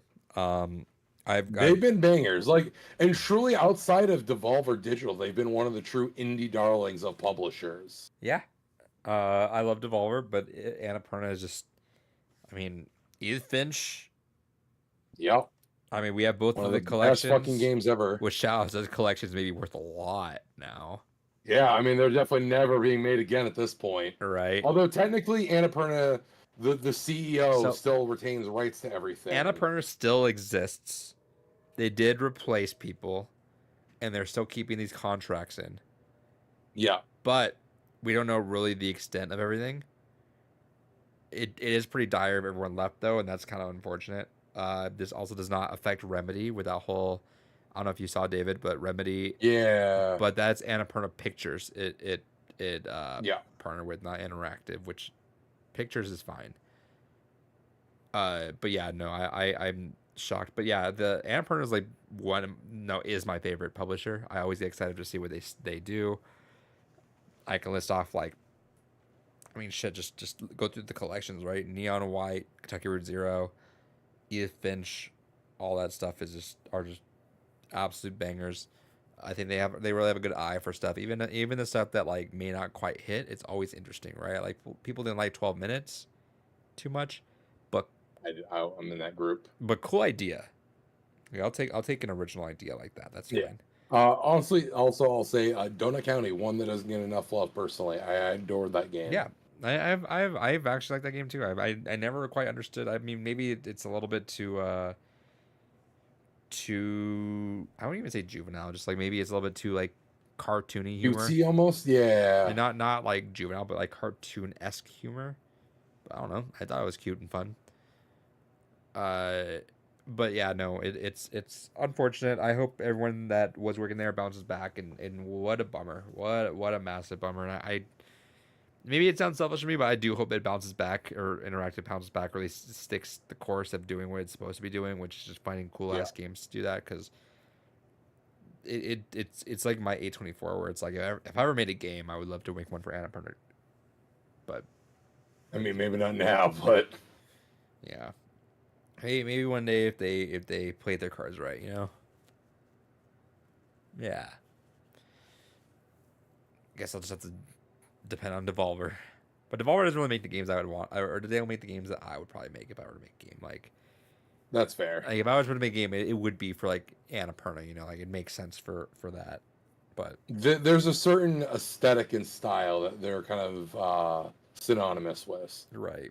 And I think right now the people are the games that are depending on Annapurna are kind of scrambling to figure out what's going on. But like I said, I think word was that everything remains intact. But then it tells you like what the fuck happened. Yeah, that's crazy. Jason Schreier said he should have a story on that in the next few weeks. So really? We'll see what happens. Ooh, yes. Okay. I'm all eyes for that. That'll be a good conversation. Avery said, I'm also familiar with them because they revived the anime project from a dead anime studio, Nimona. I assume that's the same studio. Maybe. God, I would love to do a Games Gone By of all the Annapurna collection, David. I mean, we talked about that. I do want to go through more of their catalog. Honestly, just because I feel like my partner would resonate with almost every game in that catalog, more so than I would. But I'm telling you, after revisiting To the Moon, I'm just like, I want to be fucked up more. I want to see how Kentucky Route Zero does with me. I want to hurt, make me bleed. Because it's been what I think, I want to say 2 or 3 years since I played Kentucky Route Zero. We did it for Games Gone By, so yeah. Well, we did it then, but I didn't replay it. But I played it like. Oh, you didn't replay it for that? No, because I played it again that April. I played it for the first time that like earlier that year. But I will say, David, and I mentioned this I think last time, but there are moments, including like last week, but there are moments where I will just like go back and revisit that part. I won't spoil it in case anyone's there. Not that it's really spoiling anything, but there's a part in Act 5 where a song plays.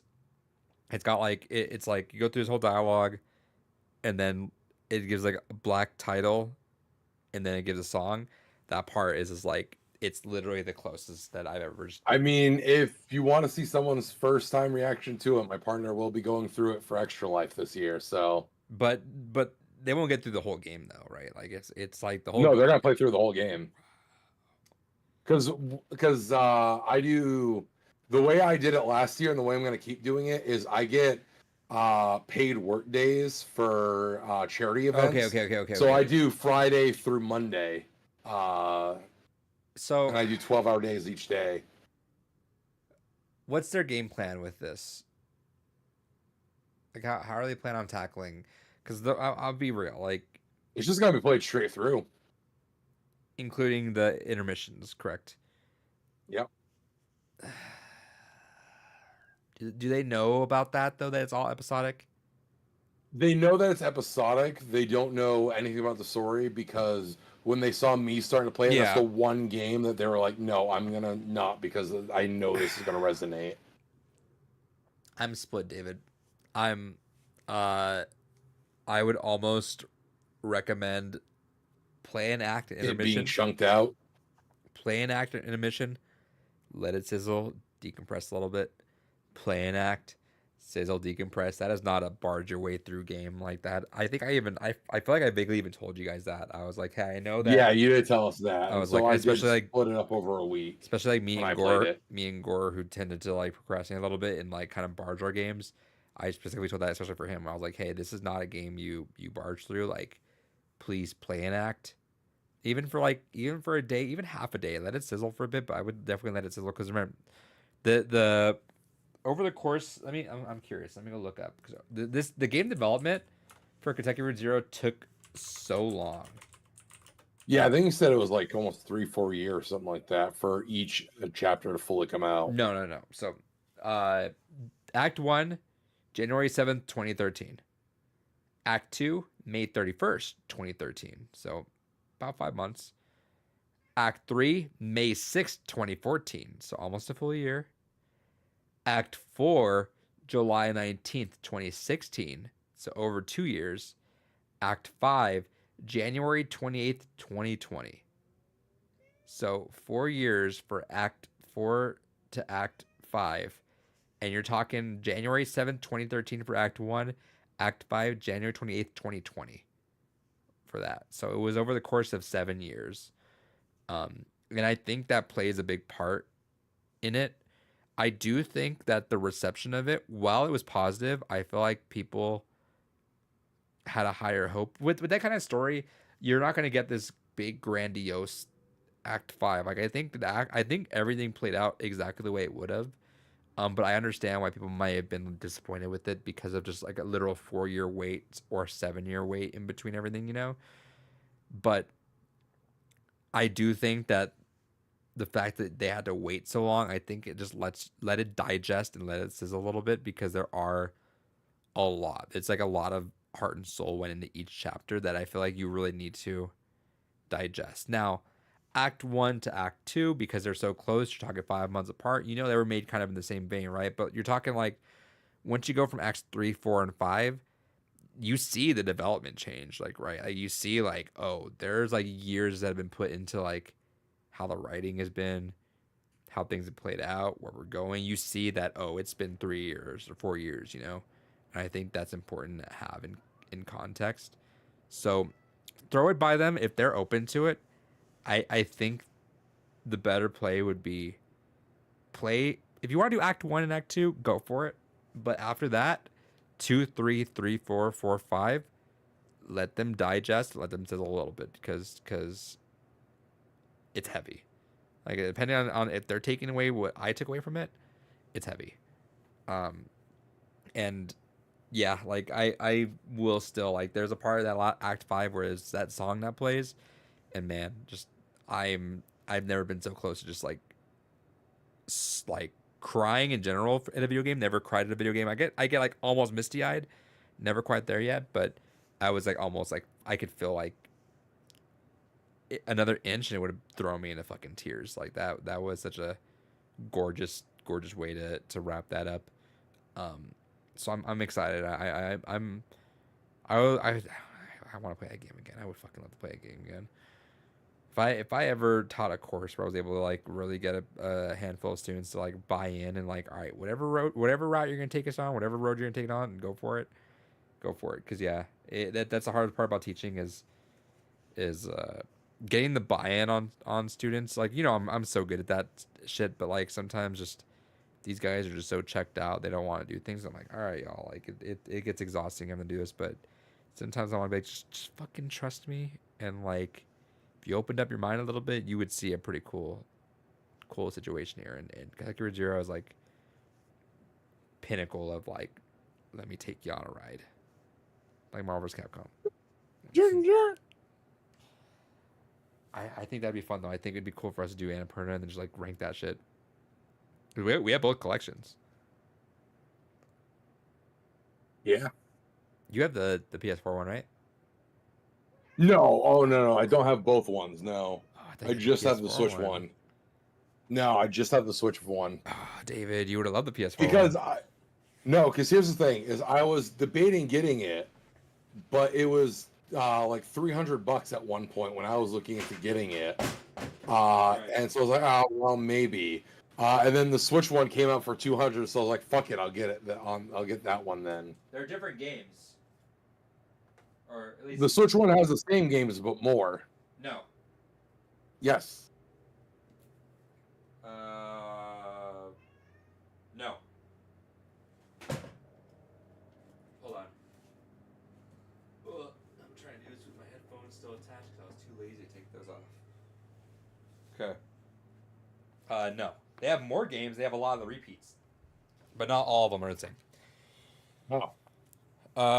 So on here we have the ones we know: Donut County, Gorogoa, Hindsight, I Am Dead, If Found, Kentucky Route Zero TV Edition, Neon White, Sayonara Wild Hearts, Solar Ash, Artful Escape, The Pathless, and What Remains of Edith Finch. On here, Donut County, Gorogoa, Kentucky Route Zero, Outer Wilds, Did I say Outer Wilds on here? No. Outer Wilds, Sayonara Wild Hearts Telling Lies is on here, and Watam, and Edith Finch. So it's got 3 exclusive games on there.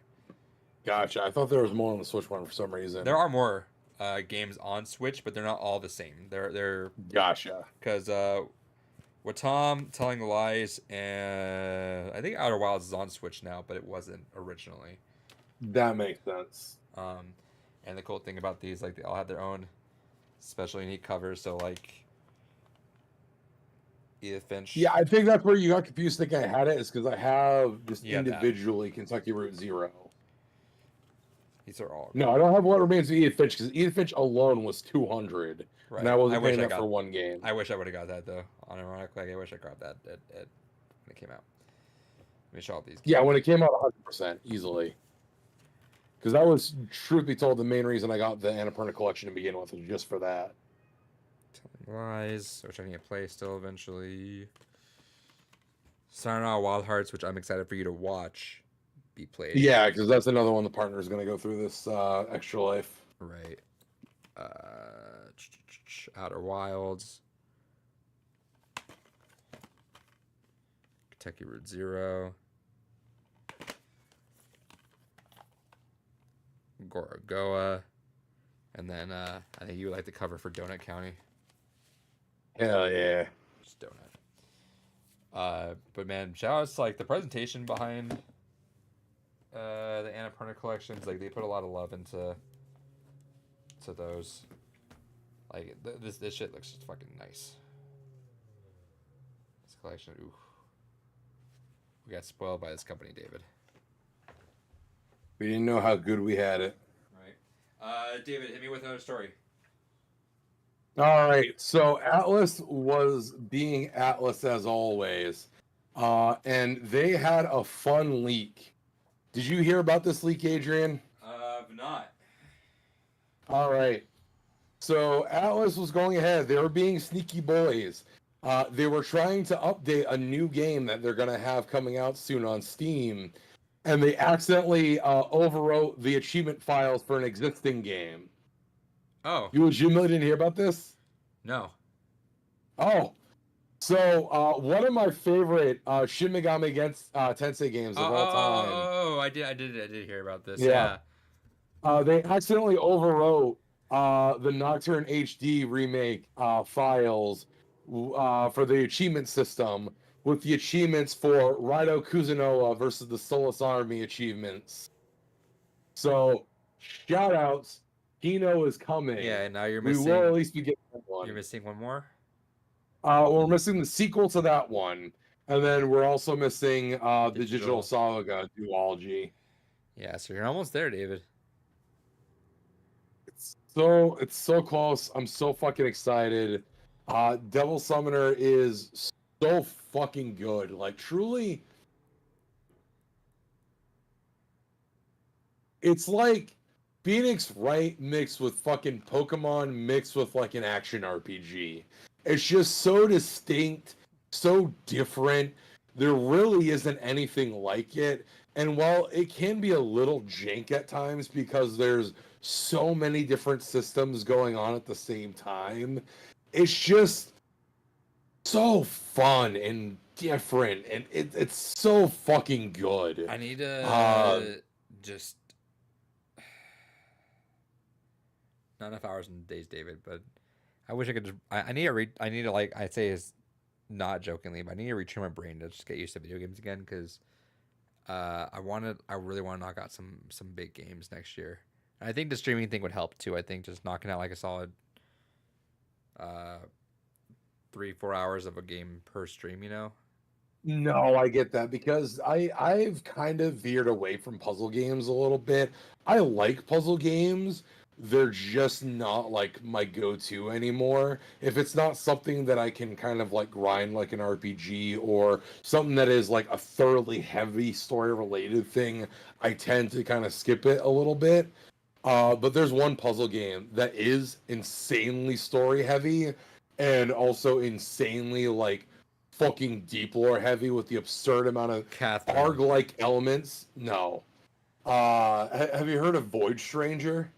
I think so. I'm not sure. Holy fuck. It's a block moving game, the kind of puzzle game that starts off so simplistically. I'm gonna spoil a little bit of it, but it's stuff that you can kind of learn in the first like couple hours of the game. Um, it's an insane big brain level kind of puzzle game where like when you get introduced to all the mechanics of the game, the way it sets it up is that it's a block moving game. And all the enemies move at the same time that you move. So there's dungeon, there's like a 500 floor dungeon you have to explore, and it auto saves between floors, and each floor is a puzzle, and there's enemies that move when you move, and it's all about solving, dealing with the enemies, getting onto the next floor. Okay. But there's this narrative that kind of goes through where there's the first kind of hint that there's like something more to the game than there is when you reach like proper save points. So proper save points are like these memory trees. So you go, you're like, hey, I could use a rest. You rest, and then the game shuts down on you. The game's done. So you're like, well, that's weird. So you go, you boot the game again, and then it gives you a memory fragment, just a little bit of the character's history. Okay. And you're like, oh, so there's a mystery to solve. And then you keep going along. And then as you keep going down, you'll find these like wall pictograms. And you're like, oh, so there's like a rhyme and reason to some of the floors. And wait, I can move the floors around because this is a block moving game. So I can match these pictograms. So I can find a secret that way. And then that leads to other hidden things. And then you start exploring. And one of the other interesting things is you realize that everything in the game is a block, including your inventory, your health, your items. Everything on screen is a block you can move, which opens up so many other things. And it's a fucking wild. I've seen a lot of people talking about the game, which has me wanting to like actually experience it for myself. But there are people that have like 70+ hour playthroughs and haven't found all the hidden secrets in the game yet. Huh. And like, there's so many weird things where like, there's one puzzle, for instance, where you'll, as you get to like floor 100 something, you'll come across this like snake woman, and you kind of talk to her. And then it's kind of one of those moments where when you reach her, you realize that other parts of the dungeon have what you thought was like tree roots, but then you realize we're actually her tail going through it. And then the way to solve like a puzzle with her is you have to like take a screenshot of every room you've come across and that you can come across that has her tail in it to assemble the actual trail with her tail, which gives you a solution to a puzzle that you stumble upon by going to like a null space by fucking with your game menu and inventory. Huh. Like, it's so it is the closest thing to a video game straight up being an art, and it's fucking amazing because one already has a phenomenal story. It's all 1-bit pixel art, which I have a strong soft spot for, and there's just so many really neat and fascinating things. But then it's the fact that it's like, not only is it a puzzle game, but everything in it is a puzzle. There are so many people from what I've been watching where it's like, they've never had the same experience. Every person I've seen go through this game has had wildly different experiences, to where even the people that end up stumbling across the same ways to tackle the game wild differently when they discover that component. Someone could discover what I said about the fact that like the inventory and your health and everything are even movable puzzle blocks. Some people will discover that like in the first hour of the game because they're going to be funny and be like, well, everything seems to be a thing so I can move it. Some people don't even discover it till like 60 hours into the game. Huh. And it's wild. Just the level of detail and absurdity that goes into the creativity on this game. Like, even points when you think you've hit a dead end and there's nowhere else to go have a puzzle to them that still leads to more shit you can find. There's been like 30 endings to this game that have been found, and the devs like, no, there's still more to go. It's fucking insane. This is what again? Highly recommend. It's called Void Stranger. Interesting. I'll put it on the wish list. It's like $12. Highly fucking recommend it. I genuinely want to, even already knowing what I do, but still also knowing there's still more to discover. I eventually do want to like sit down and like really spend some time fucking playing through this game because it is fucking magical. It is very rare for me to see something that gets me so hyped from just watching legitimately hours of footage of people playing it and going, I need to fucking experience that. It's fucking fantastic. I was looking for one game to start. I was kind of wondering, and I almost booted up that one, the first game that, one, the sequel was like, Majora's Mask.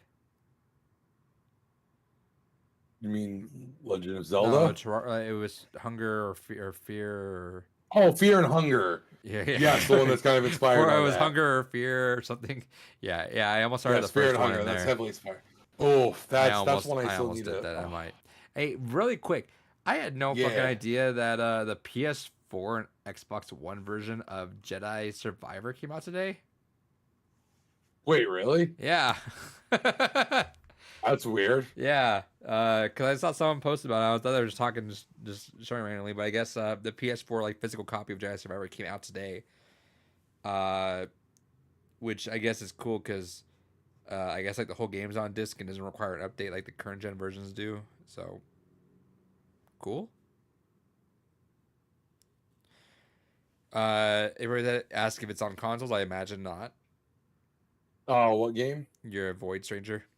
It is on PS4 and Switch and everything. Yeah. Oh, it's on Switch? It's digital only, but interesting. I might check it out on Switch too, maybe. Honestly, a lot of people have looked at it and said they wish they would get ported to Playdate.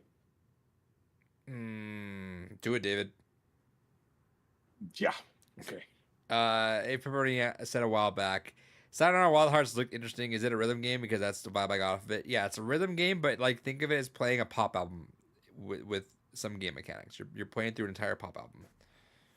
Super, super cool.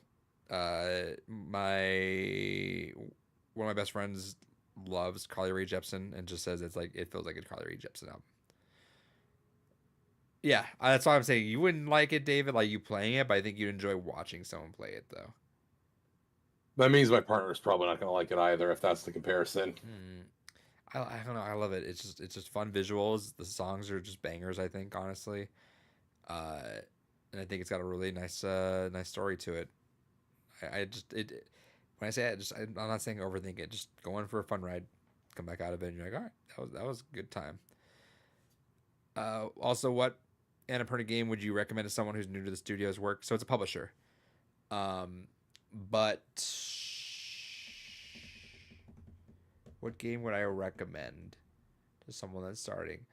I feel like yeah. So there's a lot of genres, and it depends on what you're going for. So like, Donut County is fun. I think Donut County is like a nice little like easy game that just to get into and see, because you can take a lot of messaging from it as you will.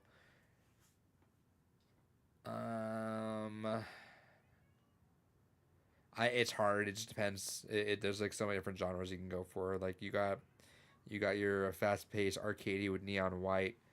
You got a really good story with like Secret Zero, Edith Finch. You got there's a lot of story stuff, I guess, though too. So I guess it just depends. Yeah, man. You know what? For me personally, I would say just flat out their best game, for me personally at least, is What Remains of Edith Finch. But I think that's a fine start. If you're okay with the walk-in sim, I think that's fine start. You know what? I'm gonna say I think the Artful Escape is not a bad start. Artful Escape is very much kind of like Sayonara Wild Hearts, a little more gameplay, a little bit more, but same thing as you're playing through an album, which is super cool. Anything else, David? Is that about it? That might be about it for news news stories here. Let me check to see if there was anything else that I'm missing. Shh.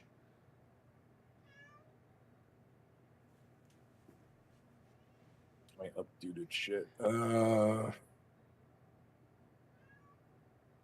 Talked about that.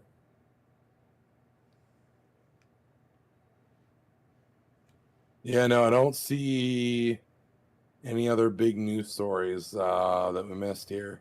All right. Well, I think that's about it. Random question. What do you think about the new Hellboy movie coming out soon? What? Hellboy. I didn't know there was one. As long as it's nothing like the last one, which I fucking hated. Cool. And if you want to hear some funny banter, go back to look for the Not Another Movie podcast where me, Gore, and Kyle talk about Hellboy, and I fucking hated that movie. Absolute trash movie. Yeah, no, Golden Compass was horrible. It was. I don't know if we're talking about the same one actually, but we'll see. I don't know. I'm too lazy to look because I hated it that much. Anyway. Oh wait, no, that's right. There was like another, like almost like a reboot they did after that. That's the one I fucking hated. Yeah, I haven't even seen that one. Yeah, that one was rough. Everyone else liked it, or they all liked it. I fucking hated it. Anyway, with that said, that is the Blu-rays podcast episode 270. Stay tuned for Tim's 271 next week. Hell yeah. Yeah, we'll come back with Kells. We'll talk video games as usual. Nothing crazy, I guess. I don't know what I'm saying. I've heard some reaction despite being all good despite low budget. Awesome.